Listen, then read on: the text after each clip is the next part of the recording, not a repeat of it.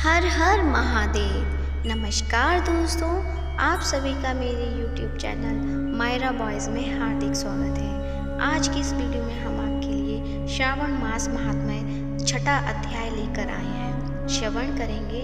बोलो शंकर भगवान की जय। सनत कुमार बोले, हे भगवान, मैंने रविवार का हर्षकारक महात्म्य सुन लिया। अब आप श्रावण मास में सोमवार का महात्म्य मुझे बताइए। ईश्वर बोले, हे सनत कुमार, सूर्य मेरा नेत्र है, उसका महात्म्य इतना श्रेष्ठ है, तो फिर सोम मेरे नाम वाले उस सोमवार का कहना ही क्या। उसका जो महात्म्य मेरे लिए वर्णन के योग्य है, उसे मैं आपसे कहता हूँ। सोम चंद्रमा का नाम है और यह ब्राह्मणों का राजा है। यज्ञों का साधन भी सोम है। उस सोम के नाम के कारणों को आप सावधान होकर मुझसे सुनिए, क्योंकि यह बार मेरा ही स्वरूप है, अतः इसे सोम कहा गया है। इसलिए यह समस्त राज्य का प्रदाता तथा श्रेष्ठ है। व्रत करने वाले को यह संपूर्ण राज्य का फल देने वाला है। हे विप्र, उसकी विधि सुनिए। मैं आपको विस्तार पूर्वक बता रहा हूँ। 12 महीनों में सोमवार अत्यंत श्रेष्ठ है। उन मासों में यदि सोमवार व्रत करने में असमर्थ हो तो श्रावण मास में इसे अवश्य करना चाहिए। इस मास में इस व्रत को करने मनुष्य भर के लिए व्रत का फल प्राप्त होता है। श्रावण मास में शुक्ल पक्ष के प्रथम सोमवार को यह संकल्प करें कि मैं विधिवत इस व्रत को करूँगा या करूँगी। शिव जी मुझ पर प्रसन्न हो।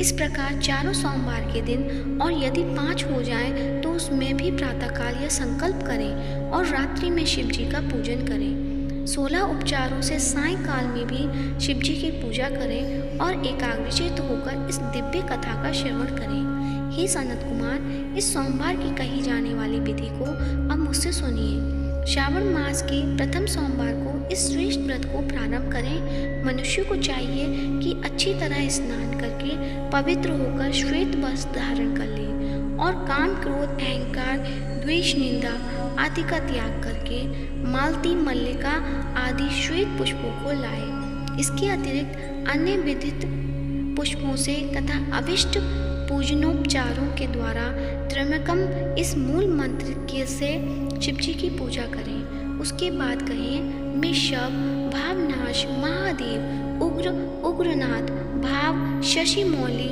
रुद्र, नीलकंठ, शिव तथा भवहारी का ध्यान करता हूँ। इस प्रकार अपने विभव के अनुसार मनोहर उपचारों से देवी शिव का विधिवत पूजन करें और इस व्रत को करता है उसके पुण्य फल को सुनिए।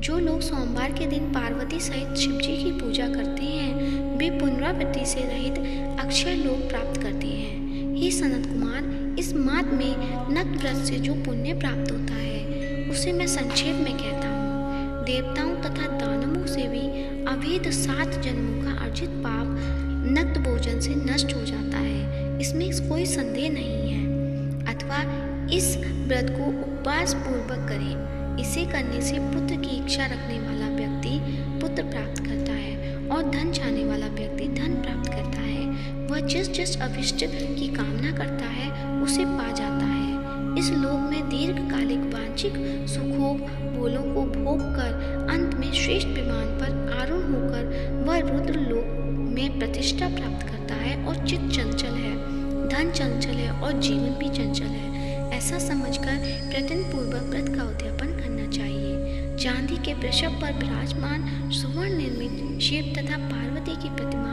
अपने सामर्थ्य के अनुसार बनानी चाहिए। इसमें धन की कृपणता नहीं होनी चाहिए।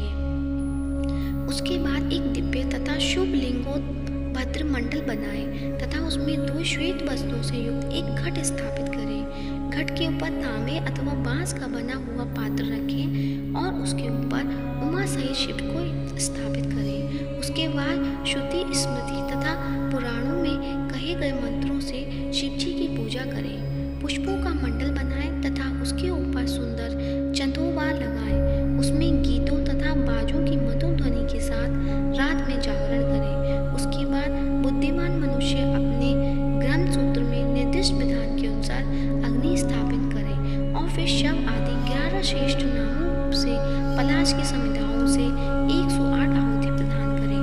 यह व्रीहि, तिल आदि की आहुति